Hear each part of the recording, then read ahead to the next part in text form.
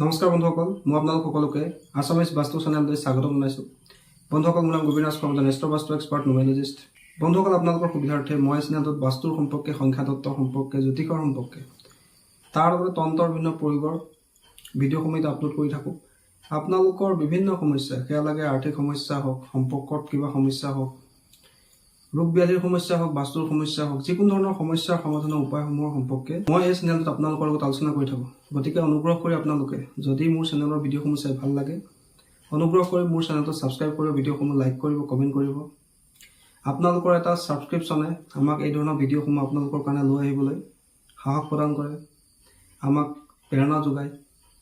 গতিকে আপোনালোকে মোৰ চেনেলটো চাই ভাল লাগিলে ভিডিঅ'টো লাইক কৰাৰ লগতে চেনেলটো ছাবস্ক্ৰাইব কৰিব নাপাহৰিব। বন্ধুসকল, আজি মই আপোনালোকৰ লগত এটা বিশেষ বিষয়ক লৈ আলোচনা কৰিবলৈ আগবাঢ়িছোঁ। বন্ধুসকল, বিষয়টো একেবাৰে এটা সৰু বিষয়। আমাৰ জ্যোতিষশাস্ত্ৰত আমাৰ উন্নতিৰ কাৰণে আমি কি কি কৰিব লাগে, তাৰ বিভিন্ন সৰু সৰু উপায় আছে। আমি সৰু সৰু উপায়ৰ মাধ্যমেদিও আমাৰ জীৱনলৈ উন্নতি কঢ়িয়াই আনিব পাৰোঁ। বন্ধুসকল, আজি মই আপোনালোকক জনাম কি ৰাশিৰ ব্যক্তিয়ে কি গছ ৰোপণ কৰিলে আৰু ৰোপণ কৰাৰ পিছত শুশ্ৰূষা কৰিলে বা নিজৰ ঘৰৰ আশে পাশে সেই বৃক্ষ ৰোপণ কৰি ৰাখিলে উন্নতি আহিব, সমৃদ্ধি আহিব, সেই বিষয়ে আজি মই ক'বলৈ আগবাঢ়িছোঁ। বন্ধুসকল, এইটো অত্যন্ত এটা চমৎকাৰী উপায়। আপোনালোকে কৰি চাব, তাৰ ৰিজাল্ট আপোনালোকে নিজে দেখিবলৈ পাব। বন্ধুসকল, এইটো জ্যোতিষশাস্ত্ৰৰ এটা অত্যন্ত চমৎকাৰী উপায়। বন্ধুসকল, জ্যোতিষশাস্ত্ৰত 9টা গ্ৰহৰ লগত 9জোপা বৃক্ষ জড়িত হৈ আছে বুলি কোৱা হৈছে। যেনেকৈ আকন গছৰ লগত সূৰ্য, পলাশ গছৰ লগত চন্দ্ৰমা, যজ্ঞ ডিমুৰ লগত শুক্ৰ, কলগছ বা আহন গছৰ লগত বৃহস্পতি গ্ৰহ, এইদৰে 9টা গ্ৰহৰ লগতে 9জোপা গছ জড়িত হৈ আছে। ঠিক তেনেকৈ 27টা নক্ষত্ৰৰ লগতো 27জোপা গছ জড়িত হৈ আছে। বন্ধুসকল, ঠিক তেনেকৈ ৰাশি অনুসৰি আমি যদি কিছুমান বৃক্ষ ৰোপণ কৰোঁ আৰু সেই বৃক্ষৰ গুৰিত সদায় পানী দিওঁ, সেই বৃক্ষক আমি শুশ্ৰূষা কৰোঁ, ঘৰৰ আশে পাশে সেই বৃক্ষ আমি ৰোপণ কৰি ৰাখোঁ, তেন্তে আমাৰ জীৱনলৈ সুখ আহে, সমৃদ্ধি আহে, উন্নতি আহে। বন্ধুসকল, ভিডিঅ'টো অত্যন্ত গুৰুত্বপূৰ্ণ, গতিকে অনুগ্ৰহ কৰি ভিডিঅ'টো শেষলৈকে চাব যাতে সম্পূৰ্ণ কথাখিনি বুজি পায়। বন্ধুসকল, এতিয়া আমি আৰম্ভ কৰোঁ মেষ ৰাশিৰ পৰা।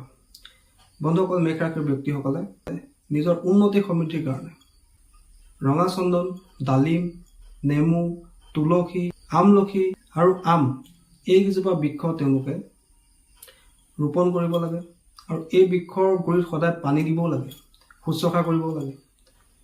পাৰিলে এইকেইজোপা বৃক্ষ নিজৰ ঘৰৰ আশে পাশে ৰোপণ কৰি থ'ব লাগে।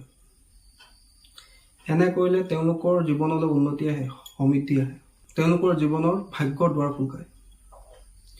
দ্বিতীয়তে, বৃষ ৰাশিৰ ব্যক্তিসকলে যজ্ঞ ডিমৰু, চামেলি অৰ্থাৎ চামেলি ফুল, অশোক গছ, জামু, পলাশ গছ আৰু বগা ফুল ফুলা যিকোনো বৃক্ষ ৰোপণ কৰিব লাগে। সেই বৃক্ষৰ গুৰিত পানী দিব লাগে, সেই বৃক্ষৰ সদায় শুশ্ৰূষা কৰিব লাগে। তাৰ লগতে নিজৰ ঘৰৰ আশে পাশে যদি পাৰে এইকেইজোপা বৃক্ষ ৰোপণ কৰি ৰাখিব লাগে। এনে কৰিলে তেওঁলোকৰ জীৱনলৈ সুখ আহে, সমৃদ্ধি আহে, মনৰ ইচ্ছাবিলাকো পূৰ্ণ হয়, তাৰোপৰি তেওঁলোকৰ ভাগ্যৰ দুৱাৰো খোল খায়। মিথুন ৰাশিৰ ব্যক্তিসকলে আম, কঁঠাল, আঙুৰ, বেল, বাঁহ, বৰগছ, আহঁত গছ, বৰগছ আৰু গোলাপ ফুল এইকেইজোপা বৃক্ষ তেওঁলোকে ৰোপণ কৰিব লাগে। এই বৃক্ষৰ গুৰিত সদায় পানী দিব লাগে, এই বৃক্ষৰ শুশ্ৰূষা কৰিব লাগে আৰু পাৰিলে নিজৰ আশে পাশে এই বৃক্ষকেইজোপা ৰোপণ কৰি ৰাখিব লাগে। এনে কৰিলে তেওঁলোকৰ জীৱনলৈ উন্নতি আহে, সমৃদ্ধি আহে, মনৰ ইচ্ছাও পূৰ্ণ হয়। যিসকল কৰ্কট ৰাশিৰ ব্যক্তি তেওঁলোকে পলাশ, বগা গোলাপ, আমলখি, আহঁত, বকুল এইবিলাক গছ তেওঁলোকে ৰোপণ কৰিব লাগে। ৰোপণ কৰাৰ উপৰি তেওঁলোকৰ সেই বৃক্ষসমূহক শুশ্ৰূষা কৰিব লাগে, সদায় গছৰ গুৰিত পানী দিব লাগে আৰু পাৰিলে নিজৰ আশে পাশে এই বৃক্ষ ৰোপণ কৰি ৰাখিব লাগে। এনে কৰিলে তেওঁলোকৰ জীৱনলৈ সুখ আহে, সমৃদ্ধি আহে, তেওঁলোকৰ ভাগ্যৰ দুৱাৰ মুকলি হয়। সিংহ ৰাশিৰ ব্যক্তিসকলে ৰঙা গোলাপ, নাৰ্জী ফুল, সূৰ্যমুখী ফুল, জামু, বৰগছ, ৰঙা চন্দন এইকেইজোপা বৃক্ষ ৰোপণ কৰিব লাগে, সদায় শুশ্ৰূষা কৰিব লাগে, এই বৃক্ষৰ গুৰিত পানী দিব লাগে আৰু পাৰিলে নিজৰ আশে পাশে এই বৃক্ষ ৰোপণ কৰি ৰাখিব লাগে। এনে কৰিলে তেওঁলোকৰ জীৱনলৈ সুখ সমৃদ্ধি আহে, উন্নতি আহে, মনৰ ইচ্ছাবিলাক পূৰ্ণ হয়, ভাগ্যৰ দুৱাৰ মুকলি হয়। কন্যা ৰাশিৰ ব্যক্তিসকলে পাণ গছ, মধুৰিআম, আম, কঁঠাল ইত্যাদি বৃক্ষ ৰোপণ কৰিব লাগে। এই বৃক্ষৰ গুৰিত সদায় পানী দিব লাগে। এই বৃক্ষৰ শুশ্ৰূষা কৰিব লাগে। পাৰিলে নিজৰ ঘৰৰ আশে পাশে এই বৃক্ষ ৰোপণ কৰি ৰাখিব লাগে। এনে কৰিলে তেওঁলোকৰ জীৱনলৈ উন্নতি আহে, সমৃদ্ধি আহে, মনৰ ইচ্ছা পূৰ্ণ হয়, তেওঁলোকৰ ভাগ্যৰ দুৱাৰো মুকলি হয়। যিসকল তুলা ৰাশিৰ ব্যক্তি তেওঁলোকে যজ্ঞ ডিমৰু, চামেলি ফুল, অৰ্জুন, নেমু গছ, পলাশ গছ এইকেইজোপা বৃক্ষ তেওঁলোকে ৰোপণ কৰিব লাগে। সদায় এইকেইজোপা বৃক্ষৰ গুৰিত পানী দিব লাগে, শুশ্ৰূষা কৰিব লাগে, আৰু পাৰিলে নিজৰ ঘৰৰ আশে পাশে এইকেইজোপা বৃক্ষ ৰোপণ কৰি ৰাখিব লাগে। এনে কৰিলে তেওঁলোকৰ জীৱনলৈ সুখ সমৃদ্ধি আহে, মনৰ ইচ্ছা পূৰ্ণ হয়, ভাগ্যৰ দুৱাৰ মুকলি হয়। বৃশ্চিক ৰাশিৰ ব্যক্তিসকলে ৰঙা চন্দন, তুলসী, নিম গছ, ডালিম গছ ইত্যাদিবিলাক তেওঁলোকে ৰোপণ কৰিব লাগে। এইকেইজোপা বৃক্ষৰ সদায় শুশ্ৰূষা কৰিব লাগে, সদায় গছৰ গুৰিত পানী দিব লাগে, আৰু পাৰিলে নিজৰ ঘৰৰ আশে পাশে এইকেইজোপা বৃক্ষ ৰোপণ কৰি ৰাখিব লাগে। এনে কৰিলে তেওঁলোকৰ জীৱনলৈ যিখিনি বাধা বিঘিনি আহে সেইখিনি সোনকালে দূৰ হয়, মনৰ ইচ্ছাবিলাক পূৰ্ণ হয়, জীৱনলৈ সুখ আৰু সমৃদ্ধি আহে, লগতে ভাগ্যৰ দুৱাৰ মুকলি হয়। যিসকল ধনুৰাশিৰ ব্যক্তি তেওঁলোকে আহঁত গছ, বৰগছ, কলগছ, কদম গছ, অমিতা ইত্যাদিবিলাক বৃক্ষ ৰোপণ কৰিব লাগে। এই বৃক্ষৰ সদায় শুশ্ৰূষা কৰিব লাগে। এই বৃক্ষৰ গুৰিত সদায় পানী দিব লাগে। পাৰিলে নিজৰ ঘৰৰ আশে পাশে এই বৃক্ষ ৰোপণ কৰি ৰাখিব লাগে। এনে কৰিলে তেওঁলোকৰ জীৱনলৈ সুখ আহে, সমৃদ্ধি আহে, মনৰ ইচ্ছাবিলাক পূৰ্ণ হয়, লগতে তেওঁলোকৰ ভাগ্যৰ দুৱাৰো মুকলি হয়। যিসকল মকৰ ৰাশিৰ ব্যক্তি তেওঁলোকে তুলসী, কঁঠাল, মধুৰিআম, স্বামী, নীলা ফুল উৎপন্ন হোৱা বৃক্ষ যেনে অপৰাজিতা ইত্যাদিবিলাক তেওঁলোকে ৰোপণ কৰিব লাগে। এই বৃক্ষৰ গুৰিত সদায় পানী দিব লাগে। এই বৃক্ষৰ শুশ্ৰূষা কৰিব লাগে। তাৰোপৰি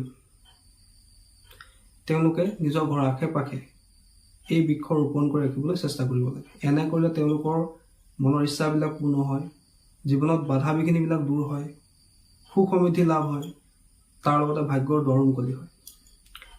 যিসকল কুম্ভ ৰাশিৰ ব্যক্তি তেওঁলোকে স্বামী গছ, অপৰাজিতা, আনাৰস, কলা ধতুৰা ইত্যাদিবিলাক বৃক্ষ তেওঁলোকে ৰোপণ কৰিব লাগে। এই বৃক্ষৰ শুশ্ৰূষা কৰিব লাগে। সদায় এই বৃক্ষৰ গুৰিত পানী দিব লাগে। তাৰোপৰি তেওঁলোকৰ ঘৰৰ আশে পাশে এই বৃক্ষসমূহ ৰোপণ কৰি ৰাখিবলৈ চেষ্টা কৰিব লাগে। এনে কৰিলে তেওঁলোকৰ জীৱনলৈ সুখ সমৃদ্ধি আহে, মনৰ ইচ্ছাবিলাক পূৰ্ণ হয়, আৰু ভাগ্যৰ দুৱাৰ মুকলি হয়।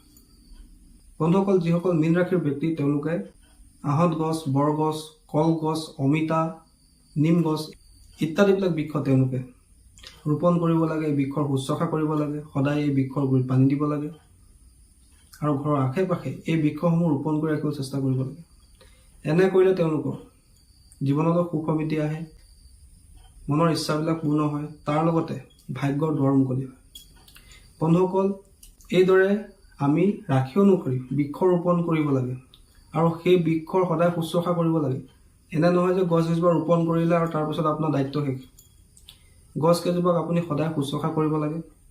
পাৰিলে নিজৰ ঘৰৰ আশে পাশে এই বৃক্ষ ৰোপণ কৰিব লাগে। অৱশ্যে কেইজোপামান বৃক্ষ কিন্তু বাস্তু অনুসৰি ঘৰৰ ভিতৰত, বাৰীৰ ভিতৰত ৰুব নালাগে, যেনেকৈ আহঁত, বৰগছ ইত্যাদিবিলাক। এই কথা আপোনালোকে মন কৰিব। বাস্তু অনুসৰি যিকেইজোপা গছ বাৰীৰ ভিতৰত ৰোপণ কৰিব পাৰি সেইকেইজোপা বৃক্ষ আপোনালোকে ৰোপণ কৰিব পাৰে। বাকী যিখিনি গছ যেনেকৈ আহঁত গছ, বৰগছ, পলাশ গছ এইবিলাক গছ আপোনালোকে কোনো ধৰ্মস্থানতো ৰোপণ কৰিব পাৰে, ৰাস্তাৰ কিনাৰতো ৰোপণ কৰিব পাৰে।